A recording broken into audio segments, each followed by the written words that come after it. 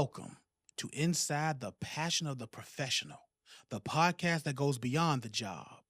We uncover real stories behind success, exploring the motivations, challenges, and what drives inspiring individuals from a variety of career fields. Please don't forget to hit the subscribe button so you will be alerted when new episodes are available. Now, here's your host, Ron Dillard. This podcast is sponsored by Watts Haven Consulting. Tonight's guest is a graduate of Liberty University who holds a bachelor's degree in strategic communications with a minor in social media management. She is a proud mother of twins who happens to be one of the kindest souls I've ever met.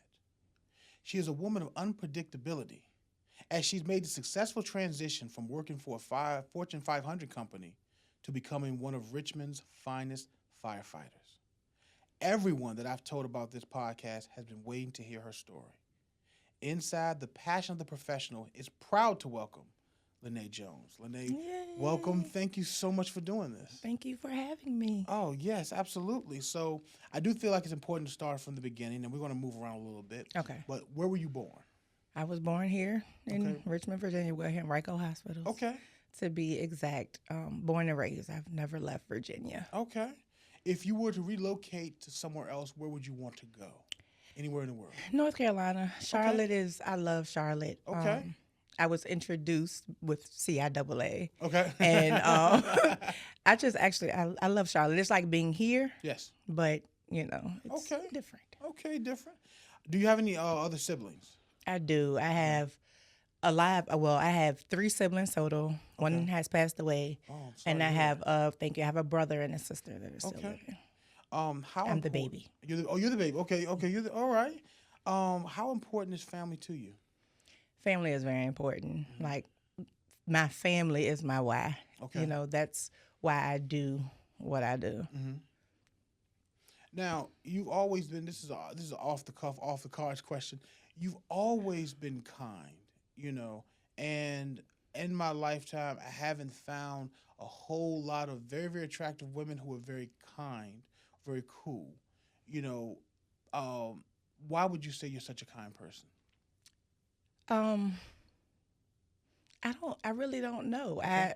I guess I will, you know what I'm saying? Because growing up, like anybody, you kind of have to have tough skin and, yes. You go through life and different experiences. And I've realized that being kind gets you further than being a jerk or anything of that nature. So Tiny Lister was in a movie called Confidence, and he says, Lupus, it only takes a second to be polite. So yeah, I agree. Who did you look up to growing up? Quite a few people. Okay. I had, just people in my family that I've actually monitored my life behind. And I guess I get something from everybody I've came in contact with. Yes. Because you always learn either good or bad, what I do want to do or what I want to incorporate or things that I'm like, yeah, I didn't like that. So I think I've been able to pick off of everybody. So everybody has had a place when it comes to me. Very nice. Now, if you think back when you were a kid, what did you want to be when you grew up? I actually wanted to be a judge. Really? I did. I wanted to be a judge in the Supreme Court. Really? What inspired that? I don't know. I really don't know. My dad used to watch Matlock. So, watching that, I thought it was, a cool, and it would be a cool experience. So that's something younger. Very nice. Very nice. Now, if you were to use 5 words to describe yourself, what words would you use? 5 words. Let's see. Resilient. Nurturing. Empowering. Let's see. Creative. And motivated. Now, you said creative. Expound on that. So with me, Yes. when I have a vision or something, I'm Okay. going to do whatever I can to kind of make it come into fruition. Okay. Some things are out of the box. Mm-hmm. A lot of things, it's been a process. Like, it Okay. may not appear that way, Mm-hmm. but I let my creative juices get to flowing, Yes. and then I'll act on it. So Okay. I'm a big like DIYer, Okay. stuff at the house, and I'll be laying down and be like, I wonder what that'll look. Mm-hmm. Next thing you know, I'm up at Lowe's Okay. or something of that nature. Now, what are your professional and personal pet peeves? My professional, professional. Mm-hmm. I would say people who have jobs and don't want to do them. Okay. That's I know about a that. big pet peeve. Yeah. Because you made the decision to work here. Yeah. So do your job. And then have you ever found it that they don't do their job and then there's no superior that's making them do their job? Right. Like, this is okay. This is acceptable Right. behavior. I have. Okay. Right. In a lot of different professions. And even, we can go to a store Yeah. or something like that, and you ask somebody, hey, where is Yes. this product? And they look at you like you bothering them. Yeah. Like I just came to. can't you see I'm just waiting for my next check? Right. Okay. Because it does. I often wonder when I think about department stores and I think about the importance of cycling money in the community. A lot of times you go in the store and they'll say, well, go online. Did they know they may be putting themselves out of business? From pushing everybody online. Yeah. So I've often wondered that myself. Now, you have worked for a Fortune 500 company before. Mm-hmm. What made you step away and go into a brand new profession? Take me through the journey of leaving there and then the steps to becoming a firefighter. Okay, well, I didn't leave on my own free will. Okay. So I was actually laid off. Okay. I had just had my twins. Yes. I think they were maybe getting ready to turn 2. Okay. But they were young. They Yes. were, babies. So I was laid off. I started working since in and out jobs or whatever, because of course I had to make it work. I'm a single mother. Definitely. So had to do what I had to do. And my uncle was a firefighter. He's retired now. Okay. So he used to always say, hey, do application. Come on to the fire department. And me and my cousin used to be like, no, like, who wants to run into a burning building? Like, who wants to do that on purpose? There's a chosen few. Right, Okay. right. And at the time, I was not one of them. Okay. However, looking at my kids, understanding that there was job security, Okay. I said, let me just try and see what happened, and put in the application, and 16 years later. Oh, man. Okay. Did you have any mentors along the way? So my uncle Okay. was a mentor, a great mentor. I did have a chief at the time and a lieutenant at the time that were both females. One was a black female, and then the other one was a Caucasian female. And they were both motivators throughout the process. Kind of gave me an idea of what to expect during the process. And even getting into the department, I've had people that have reached out, especially when I was newer, and, been willing to show me, different techniques, different things. So Now, take me through the process, because we all because of movies, Army, you go to basic training. Right. And then after basic training, they assign you some post around the world. right. You do that. What is the process? So now, okay, listen, you're hired. You're coming on here.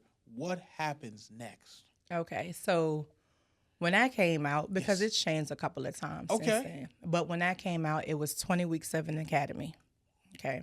During the 20 weeks, the first 7 weeks were EMT, which is emergency medical training, Okay. basic Yes. training. So we had to do, it was like 32 or 36 chapters within that 7-week time frame. And then we had to test for the state. So you have to get your EMT because Okay. we are first responders as well in the city. Okay, okay. So from there, then you go to like firefighter 1, firefighter 2. We took tests every week. We had to show physical skills Yes. and different things of that nature. After that, we did learn how to drive the fire truck. That was part of our academy too. We had to learn how to drive and pump the fire trucks. And then at the end of the 20 weeks, we did what we call a T-shirt burn, Okay. where we took our recruit shirts and we were able to kind of throw them into like this fire. Yeah. And it's leaving one position and going into To another. right? Okay, so you just taken me into one of my fears, and that is driving a big truck. So you were trained on that. So you can go outside right now. Well, you're not right now. Maybe like in June when it's hot outside, and you can drive that fire truck. Yes, I've had to drive the fire truck in all types of weather. What is that like? Talk to me about that. So when I first got into the department, or the first time, because you see fire trucks Yeah. when you're driving up and down the street. I see them. I get away from and them it's too, like, you know? wow, right, Yeah, right. Go on about your business. So thank you. Continue to do that, Yes, please. absolutely. Get out the way when you see a fire truck. Move, person, get out the way. I'm sorry. Right. But it was scary, Okay. being behind there because it's a big truck. You got to learn the turning radius of the truck. And then of course it's a little more intense when you have other people on the road. I feel like I'm there right now. Right. Like, So just, it's and then just trying to, because it's not your typical setup, in the car. So you're driving like this versus driving, like I handle a versus driving sedan. like this. I Right. handle a sedan like a champ. Look at me. You Right. know? And the fire truck doesn't start. We don't have keys. It's nothing like There that. no So, keys? mm-mm. Oh, you saw that? No. So it's a little process. What's the It's a process? little process. But all fire trucks are automatic, so that helps too. Okay, thank God, right. 'cause That if I helps got a too. stick, So you we're not press getting the yeah. I don't know how to drive a stick. Okay, so. all right, cool. We're on the same. But so it was nerve wracking, but you got to do. That was part of the job. You It's had to. part of the job. You got to keep your license straight. You got to make sure Yeah. you can do what needs to be done. I hate to ask you this. What's the worst weather you drove that truck in? It would always be snow. No way. It will always be for me, because snow and ice, just like we're getting over with now, it's never been that bad, thank goodness, since I've been driving. All right. But snow for me is always a thing that you stay in the house, when it's snowing. Stay in the As house. best you can. Right. And having this career, that's not an option. Like, I have to get to work no matter what, because the fire department is never closed. Definitely. So that's always kind of been a thing. And then it's not so much you're driving, it's the other people on the road Yes. that you have to be mindful of. So anytime any type of precipitation come out the sky, Okay. people get a little reckless. Okay.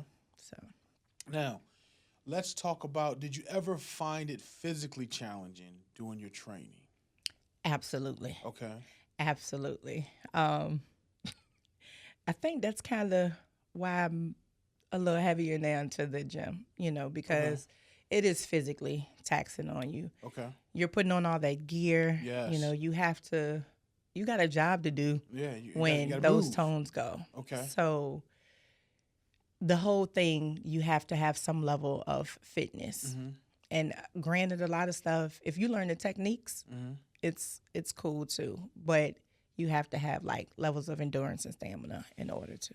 Was it something that you easily adapted to, or was there a moment where you're looking in the mirror and being like, okay, am I going to continue to do this? And if that happened, how did you go from I'm going to actually knocking it out? So there were several moments Okay. where a lot of us asked ourselves, because we came out, it was 20 other Yes. or 19 other individuals. We was a class of 20. And we used to ask, is this job for me? Because again, it's not only just physical, it's mental too. Yes. So there were several times, and whenever I would have those moments, when I go home, I'm like, I can't quit. Yeah. Because if I quit, I set the precedence to my kids that, hey, you ain't gotta, you ain't gotta Okay. do that. You can always Okay. quit and try something. No, we gonna stick through it. Okay. We gonna see it through. Okay. Okay. Um, were there any? Okay. So now you finish training, and now you are a firefighter, and now you're assigned to. I don't know the process here, so help me. Save me from making myself look bad, cause I will. All right. So tell me, you're assigned to a station. Yes. So is there a difference between a ladder and a station, or the same thing, or? So we now have engines and trucks, but Okay. it's still the same station. Okay. Some stations have an engine and a truck. Yes. A lot of stations have just the engine. Okay. So in the city, we do not have ambulances Okay. in our fire stations. So the ambulance is a separate entity. So Richmond Ambulance is their own Gotcha. entity. Okay. Okay.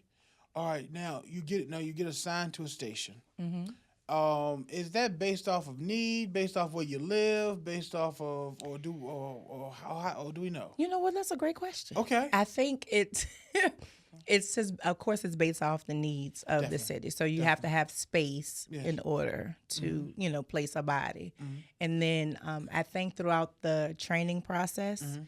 you're being evaluated like Yes. any other job. Okay. And, they try to put you where they see Yes. you can be a asset to, Okay. or somewhere where you could learn, what I'm saying, Yeah. from. So Now you get there. Now, are you called? You're not called a rookie. You're not called new girl, new person. What do they call you? they actually call rookies They call you a rookie, orange, okay. orange helmets. Orange helmets. So they do. Our Okay. recruits, Okay. or not the recruits, I'm sorry, our rookies, Yes. our probationary firefighters, Okay. they have orange helmets. So that way, when we have fires and different Yes. scenes, we can see who the recruits are. Gotcha. Or who the rookies, not the recruits, I'm sorry. But we can see who our rookies are, so we know we can help, or we may need to pay a little more attention and just explain certain things, Absolutely. because Absolutely. this could be your first fire. need This to could define- be, yeah. right. So Okay. it helps, and having a orange helmet makes you stand out versus the black helmets that Okay. we have. What other colors we got? We got orange. We got black. Is there a red? So we don't have red. There's no red helmet. No. We gotta do something about this in the original. We need a red. I'm sorry. I'm fanning out here. This is my little kid in me that's wants to play We Indian. give out some red helmets when we have the children come to the station. Okay, you do. Okay, We do. We have They are red and helmets pink. available. Okay. Right. Okay. But we wear black helmets. Got it. The rookies have the orange. orange helmets, and then you have chiefs who have white helmets, Okay. or like a tan. But Okay. yeah. Now your rookie year, because I'm a basketball fan. So your rookie, there weren't any rookie. Were there any pranks or did they play any jokes on you guys or anything or? So that's something that's frowned upon, because it's looked up Really? as like hazing Okay, and different things gotcha. of that Okay, nature. okay. So, the department has gone away the from guidelines, okay. the pranks Okay. or different things. So, yeah. And then we're here to do a job. You so, to do a job. Now take me through. Okay, so you have different work schedules. I don't know, 5 on, 3 off, 5 on, 5 off, 7 on, 2 off, which would be terrible. I don't know. So you get to the stage. So it's almost kind of like McCarthy. He's now going home for 7 days. So he packs up his bunk and he goes. He leaves. He'll bed made or no, take your sheets off the bed. You coming in here for the next 7 days, kind of like that kind of thing. So we call it a cycle. So okay. in our cycle, we work 10 days a month. 10 days a month? Mm-hmm. You do? It's 24-hour shifts, but it's 10 days a month. I got to rethink my life. Go ahead. I'm sorry. So we'll start off with what we call Hell Week. Okay. So that'll be Tuesday, Thursday, Saturday, Monday. So 24 on, 24 off. Okay. Once we get to the Monday, when I get off that Tuesday morning, Yes. I'm off Tuesday, Wednesday, and Thursday. All right. So I get a break to kind of recover, get life in order. Week. Okay. Yep. And then I'll come back to work. I'll work Friday, off Saturday, work Sunday. And then I get a little 2-day break. And then I'll come back and I'll work Wednesday. And then I get a 5-day break. Okay. And then I restart. Now, forgive me for my ignorance here. Okay. Who's doing the cooking? Because from what I've been led to believe, everybody has their own chores and things that they do to keep the station house, Right. Upkeep. Right. Is that correct, or does everybody take turn cooking, or is Mark is the best cook? So Mark, you cooking?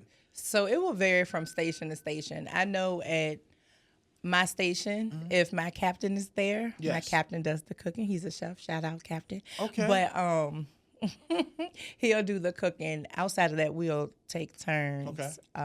But yeah, so station to station, you do have people who they'll ask, hey, who's cooking today? So you know who to give the money to, and then we know who's going to the store, and all that good stuff. Now, you know me. I respect you.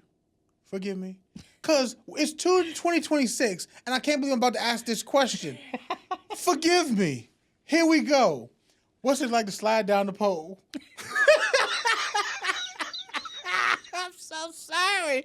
But there is a pole. That's there. It's not, look. Hey, it's a Jimmy question, okay? She's a firefighter. Okay. I'm sorry. But could I ask it a better way? Right. You're that is hilarious. Well, believe it or not, the fire stations, most of them in the city are one story.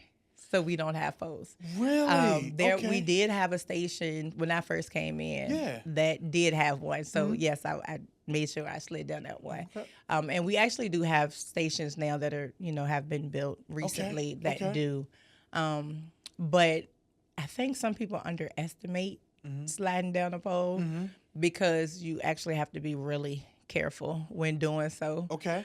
Especially if you're in your uniform, which is our regular pants or whatever, because you have to know how to stop yourself. And, at night, if you're asleep, you're dead sleep and the tones go off and you got to move, always your brain doesn't process. So the pole may not be something that you may want to go to. Understood. You might want to take those extra couple of seconds and take the stairs, versus trying to, because people have been hurt on the pole. So you want to be careful. Now, you say stations being one story. I imagine it's a one story, but it's spacious in there where you have your kitchen section, you have your training section, you have your sleeping section, you have all the other stuff. So it's probably more spaced out. Is that accurate? For the most part, you do have some stations that are bigger than others. Okay. But yes, they're spaced out. So if you go into a firehouse, you do have like what we call an apparatus bay. So that's where your fire trucks are. Yes. So they're inside, of a bay. From there, you'll have like bedrooms or in its own separate area, your bathrooms. You have like the officer quarters, and then like we call it a day room, which is equivalent to the living room and kitchen, of course. Now, I want you to take a moment.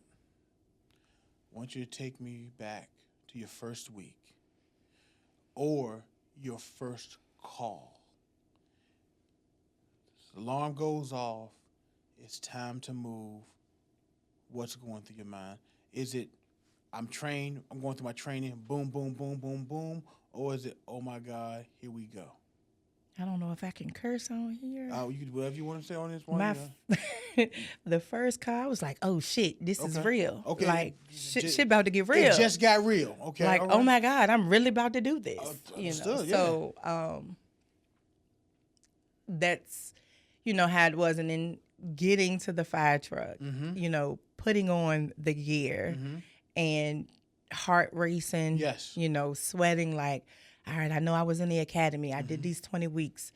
This is real life. Like somebody needs us right now. Yes. Somebody like, oh my gosh, what do I do? What if I forget all my training? What if, like all those thoughts for the first few months, it's the thing you kind of running through. You're listening to the radio, we have headsets. So the dispatcher is constantly updating, information. There's calls come through and, it's a lot. Okay. It's a lot, and then it's like, I want to make it back home, No, absolutely. Lord, let me get back home to my family. Yes. So, yeah, it was definitely nerve-wracking. I don't remember my first actual call because it's been like 16 years. But I do remember my first week I did have my first house fire. Okay. So that that was an experience in itself too. Okay. Because again, it's real life. Yes. You know, we did have burns that we did to kind of experience how it would be to have zero visibility and you know, to crawl through and search and you know, different things like that. But in real life scenarios, you know, it's very, very different. I want to take a moment right now to recognize that 16 years of doing anything, I think, is a fantastic accomplishment. If you were to give advice to someone who wanted to be a firefighter, what would you say? I would say understand that a lot comes with it. It's not always glitz and glamour. Okay. You know, it's a lot of hard work. It's a lot of mental pushing through that you're going to have to do. Like it's selfless because every day I'm at work, I'm risking my life for people I don't know. Yes. You know, so you just have to be mindful that anything could happen at any point in time. So be ready. With saying that, I want to do something just a little. I know this is a little different for podcasts, but I want to take a moment. I want to take about 5 seconds just to, in silence, to show respect for those men and women who have either been injured, lost their lives, or even the ones that are still with us who go out here bravely, put their lives on the line for the service of others. So we're going to take about 5 seconds of silence.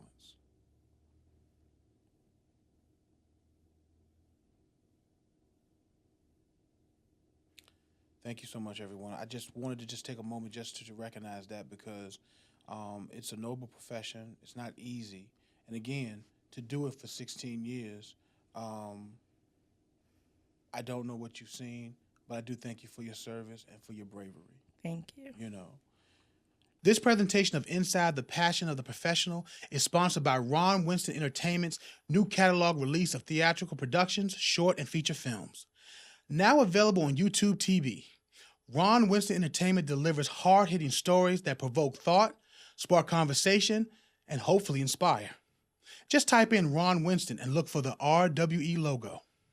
The plays and films are available to you for your viewing pleasure absolutely free.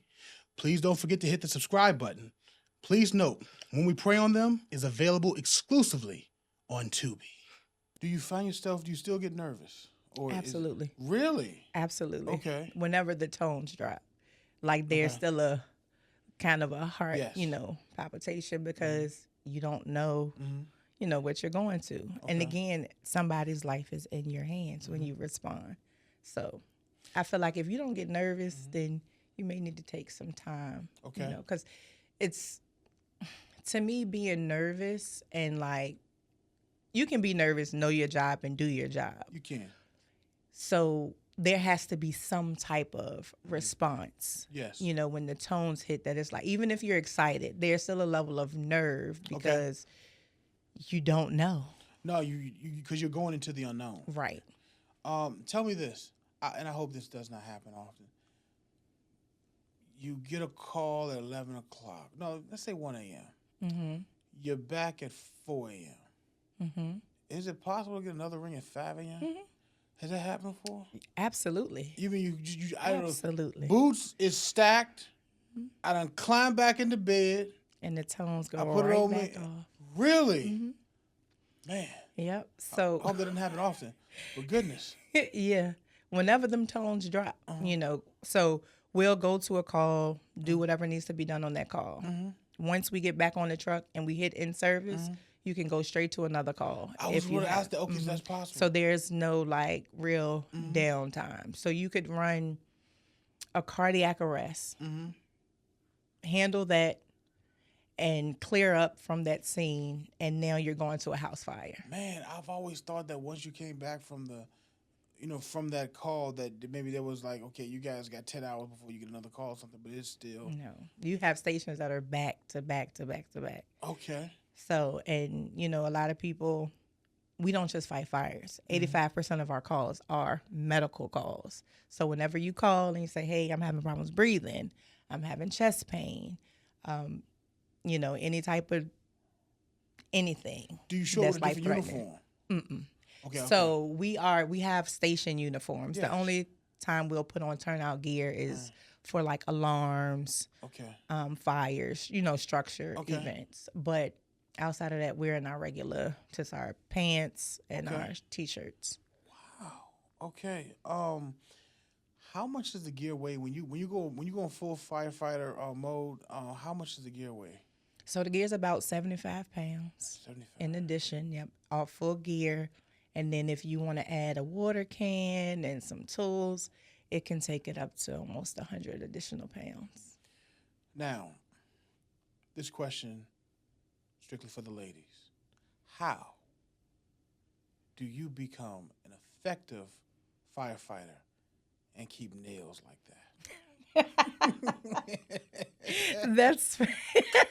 That is so funny because at the end of the day, I'm still a woman, right? She's still a lady. So, right. I make sure that I can still put on my gear. Like that was actually something I had went through the department because I've always been wanting to get my nails done. Absolutely. So at one point it was, no, you can't have nails. They can't be over, if you put your hand up, you're not supposed to be able to see your nails. Okay. But it doesn't impede with me putting on or taking off my gear. Okay. So as long as I keep them down, like shorter, they may look a little long, but as long as I keep them shorter, it's okay. So everything that we get for the most part is made for men. Okay. So I have space in my gloves that, protect my nails. So I just utilize that. So once I feel like my nails are starting to get to the tip of the glove, then I just get them cut down a little bit. But wow, okay. and I've definitely broken nails before at work. For that I have no doubt. Now, have you found any obstacles that you faced that you could say that you faced because you were a woman? Yes, I will say working in a male-dominated field, there are always going to kind of be some scrutiny and different things because all males, which is getting better, of course, as, time progresses, but all males don't think that women should have this profession or, some people may not feel that I can be as effective as a man can when it comes to different aspects of the job. So that's been a little. Now, one of the things I learned when I was writing one of my television shows about some scrutiny women facing corporate offices, I learned this thing about women on women because of sometimes the lack of advancement opportunities, the limited positions. Have you seen any of that in your profession? So I think anytime you have just people in general, you're going to have some tit for tat type of situations. But I will say again, from when I started in the department, even to now, because we have way more women now in the fire service than we did when I first started. It's not as bad. Like you will have women actually reach out to you and ask or be willing to listen, as long as you know what you're talking about. That's for anybody. Definitely. If you know what you're talking about and you sound like you got sense, then they'll be receptive to receive information. Okay. Man. Oh man. My question I was about to ask, we already talked about, was driving that truck. That truck, I'm still stuck on that whole truck thing. So let me ask you this: do you have a dream situation? Here's what I mean: you're a firefighter. Is there a position that you would like to advance to within the department within the next, say, 10 to 15 years? That's funny. I just had this conversation recently. Okay. At some point, I probably will decide to go up in rank. So for our structure, it's lieutenant, then it's captain, then it's battalion chief. So I don't know if I would want to be a chief. I will probably at some point go up to a lieutenant, test out for that. But right now, it's not my time. I don't feel like that's my calling right now. Okay. Okay. What do you like most about what you do? Helping people. Like as That's right. as cliche as it may appear, I really do, because everything I do, it's geared towards Yes. helping and motivating and supporting and inspiring people. Okay. So to be able to, like, on your worst day, Yes. you're calling and you see me, you see us, I want that to be as pleasant as of an No, experience absolutely. as possible. Yeah. Because it's your worst day, so. Man, are there any habits you picked up from the job that you find yourself still doing when you're off duty? Absolutely. Cursing. Okay. Cursing Okay. is, And a sport enjoyed by all. yes, it is definitely. I don't think I cursed as much before I got into the department. And then, like, there are certain things that I do. So, like, when I get home, I don't wear anything that I have in the station in my house.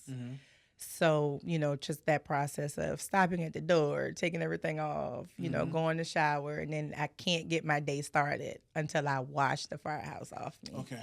So, like, that's something that's, like, embedded. And, of course, during COVID, that actually became an even more embedded thing because we were up close and personal with everybody. Absolutely. Especially when it was, well, we don't know if you do wear masks. Do you not wear masks? How do you, so that's something that. What are you passionate about outside of your profession? My kids. Okay. Like, my kids are everything, And that brings us to that. How has motherhood changed your life? It's given me a purpose. Okay. It's given me drive. Yes. They have kept me inspired to, I don't just stop right here. Like, I'm an entrepreneur, right? Yes, so absolutely. business is here, trying to get additional income, showing them that, hey, you're not just limited to this one thing. And don't get it twisted, because you're a female, you're not just limited. Absolutely. Like, spread your wings. Now, if there are any businesses you want to let the audience know about, you can. There's your cameras right there. If you want to tell them about it, you can. Just let you know if you have that option. So if the spirit hits you, you let them know. Well, I am a personal trainer, so I am certified. And I also have a mobile bartending business with my girl, Tanisha. Hey, Tanisha. We are mobile bartenders, so we can help at your next event. Hit us up. Now, I have a party. I'm in need of drinks and bartending. How do I contact you? So you can actually follow us on social media. We have Facebook, we have Instagram, and TikTok. It's mobile. Lord. That's okay. Take your time. Take your time. We're going to get it right. It is, we got the mobile part. It's all right. Right. We'll do this. Take two. Go for it. It's all right. It's all right. So we're It's mobile all right. bartender queens. So again, you just hit us up on social media and So they go on Instagram and go mobile bartender queens. They'll find yep. you. And we actually have, hold on, posted this. We have a website too. Okay, So let me website. see. Get that website ready. And you can actually reach out on the website too. We do have where we have the emails come directly to us. Well, make sure you send me how they can contact you, so when I post your episode, I can show how they can contact you in one of your various ventures. I definitely will. I'm gonna definitely do that. That's what you call off the cuff. That's right, because this wasn't on the list. This was not on the list. This wasn't. I wasn't prepared. That's all right. So we'll know. But, We'll but know. it is Mobile Cocktail Queens. Okay, Mobile Cocktail Queens LLC. That is. And on the YouTube page, we'll have it listed. Her ventures. Matter of fact, I can do that on wherever the podcast is. That I'll have it listed in that one. Okay. You send it to me, and I'll make sure I have it there, Okay. and that you'll be able to find her if you're in the Virginia area. Yeah, and we do travel too. Oh, if you in surrounding Virginia area. So That's right. you know what? Wherever you are, just contact us and see if they Right, can and make we got you covered. We got you covered. Got you The covered. DMV area, we got you covered. Now, let's talk about being a firefighter and the dating lifestyle. One of the things I was shocked to find out about was, which makes sense, is that it can be challenging dating while you're a firefighter. Is that because you're working with Brad and Brad is built? Brad got this body like and then you meet you and you're with Chuck. You know, and Chuck may have a little gut, you know, little Sunday Bill butter gut, and Chuck sees Brad, and Brad's like and Chuck is like, I can't compete with that. And you know, so is that kind of something that happens, or what would you say? Believe it or not, Okay. not like that. No. Okay, not like that. Okay. We do have firefighters who are bigger, and you Okay. know, it's all shapes and sizes Okay. of us, heights and everything. So You got everybody everybody don't like have you, your. You got everybody like me walking around that joint. We do have some bigger people. You like got a couple yeah, of Ron Dillers in there. we do. I'm coming to an inspection. do. We do. But like dating life, Yes. I think it's harder because it's intimidating. Okay. You do have a lot of males who are intimidated when they find out what I do. Yes. So there's a level of you're intrigued, Mm-hmm. and then you're curious. But then I've been in situations where I've dated people that when I get introduced to friends or Yes. different things of that nature, since it becomes all about, well, how about this? What type of car have you ever seen? Have you ever dealt with? Have it? And then it kind of shifts the attention. And so that's been an issue before. And then the work schedule.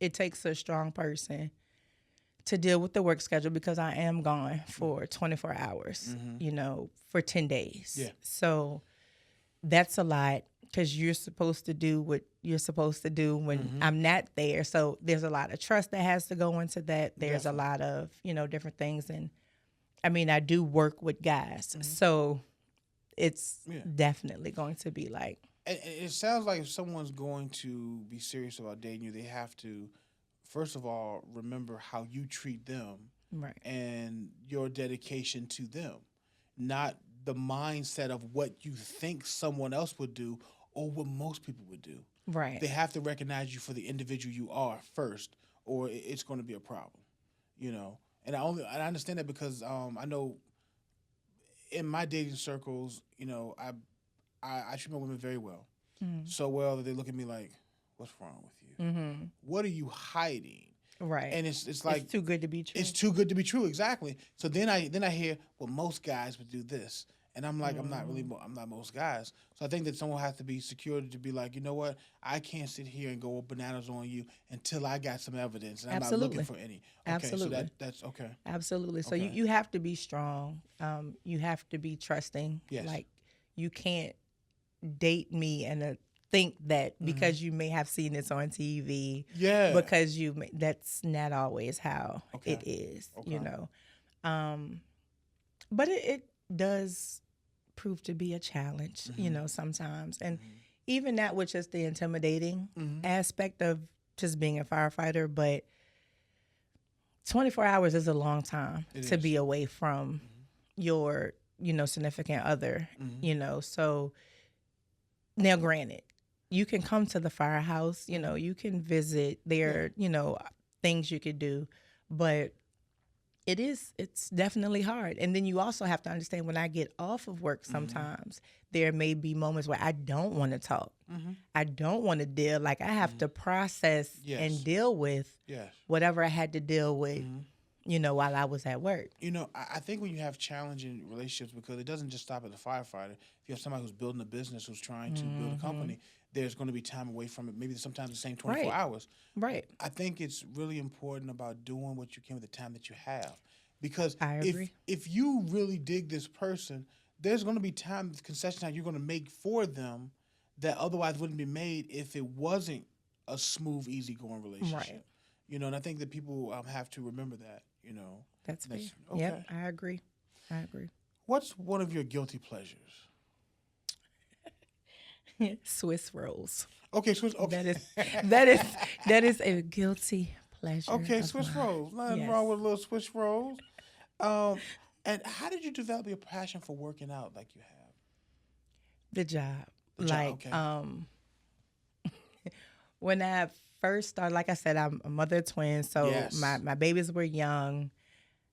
As women, we always be like, I still got that baby weight. I still, my babies are, I'm about to be 18 now, and it's like, at times I still have that baby weight.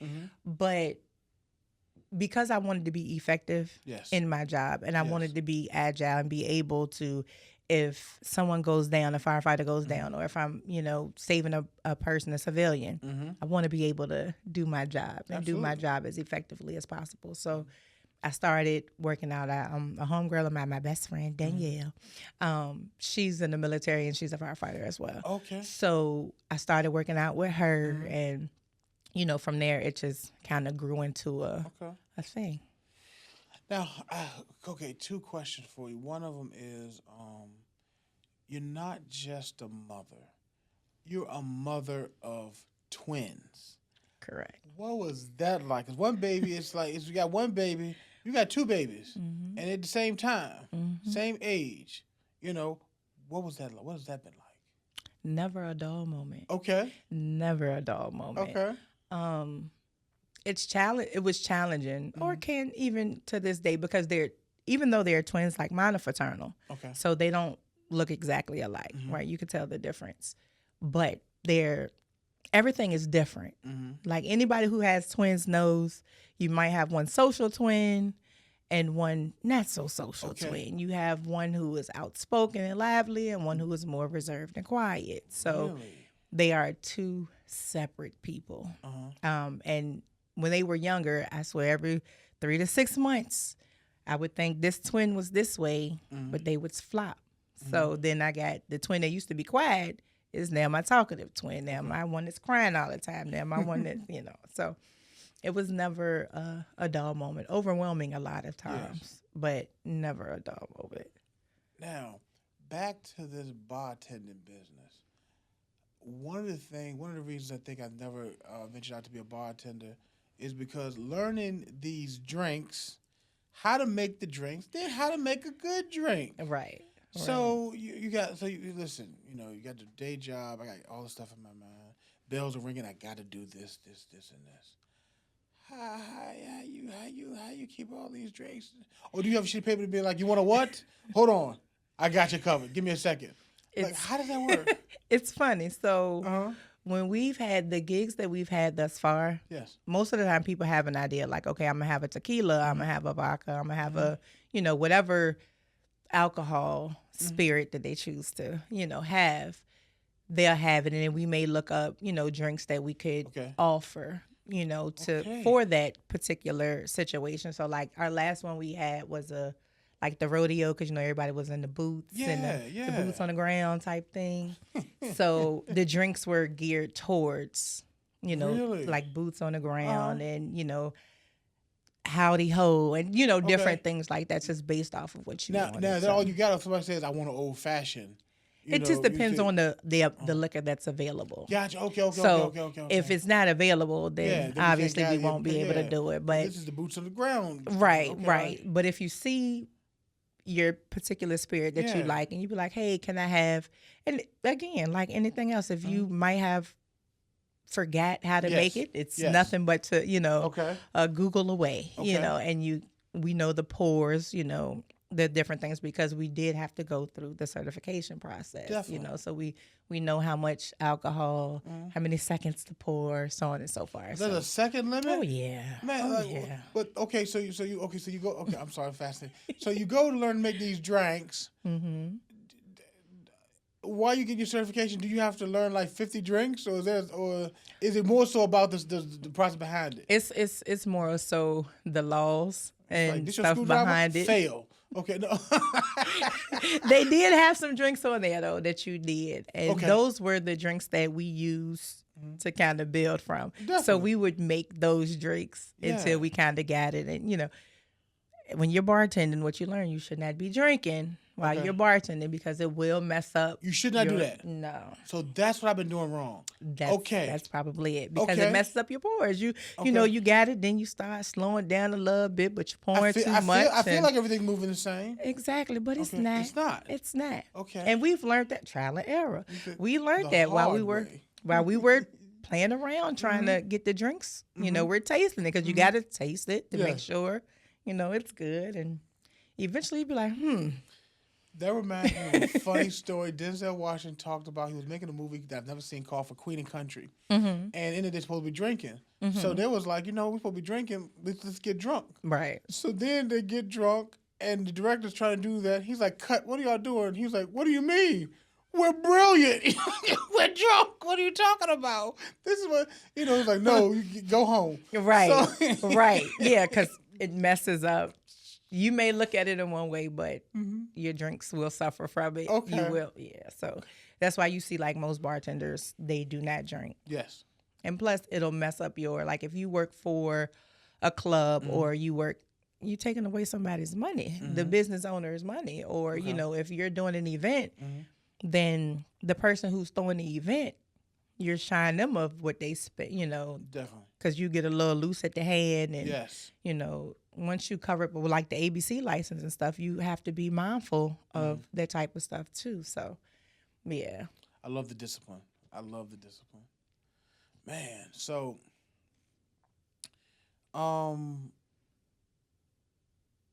anybody that is looking again to be a part of this profession, you gave some really good advice earlier.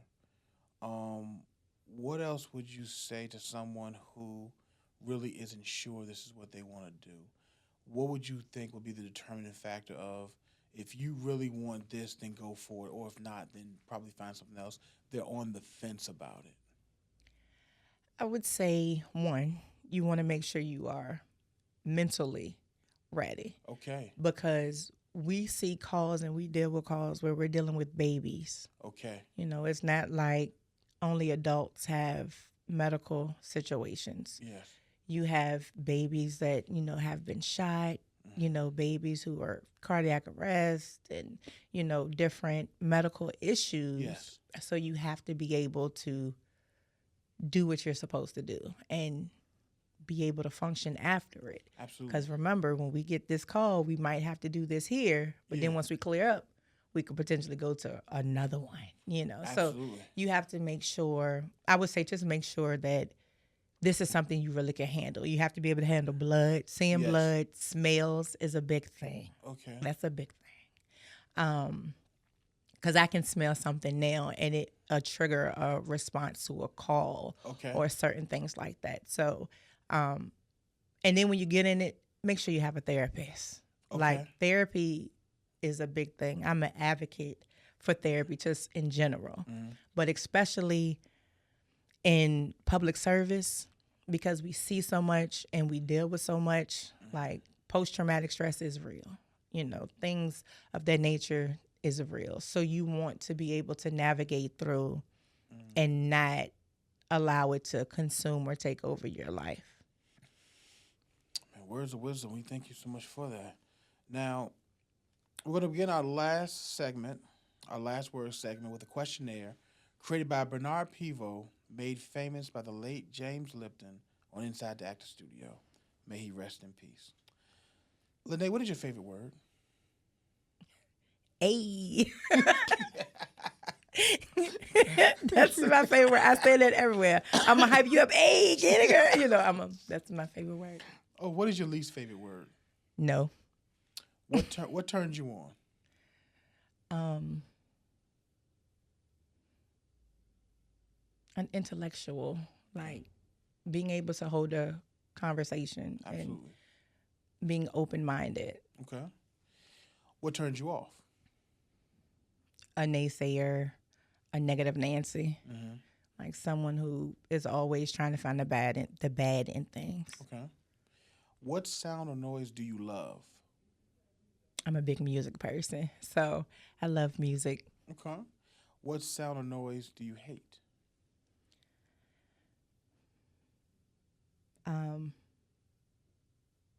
Chalkboards, like, Okay. Oh, the yeah. scratching or Yeah. that Okay. type of noise. Now, what is your favorite curse word? You don't have to say it if you don't want to. You can say the MFR or you can say the thing if you want to or however you like to do it. Probably MFR would be. That's No. my word that I use a lot. Okay. What profession other than yours would you like to attempt? I think my plate is full right now Okay. Okay. with the professions. Okay. What profession other than yours would you not like to attempt? I love the police officers that we respond with. I take my hat off because Definitely. just like people say, it's hard for us. Yeah. I've been on some calls with them because, of course, we Definitely. run in cohesion, but I don't want their job. Okay. Finally, if heaven exists, what would you like to hear God say when you arrive at the pearly gates? That you did what you were set to do. You have changed lives. You've done it, and I couldn't be more proud of you. I couldn't be more proud of you. Thank you. Now, Miss Jones, there's your camera. I give you the final words of the show. You have 30 seconds to tell the audience whatever you like to tell them. The floor is yours. Okay, so what I would say is even when you feel like you can't or you're discouraged or you may feel like you're doing everything correctly or you're doing everything right, but you don't feel like you're getting anywhere, just remember the roots, they happen underground. So it's always things that are moving, even when we can't see it happening. But continue to push, continue to go, and it's going to work out. Like, don't lose sight. Don't lose faith. You got this. You're seen, you're heard, you're loved, and you're needed. So that's it. Thank you so much for listening to Inside the Passion of the Professional. If you enjoyed the conversation you just heard, we invite you to click the subscribe button to be alerted when new episodes are available. Thank you to tonight's guest. Inside the Passion of the Professional is a Ron Winston Entertainment production. Your host and executive producer is Ronald Dillard Jr. We thank you so much for listening, and until next time, take care of yourself and each other.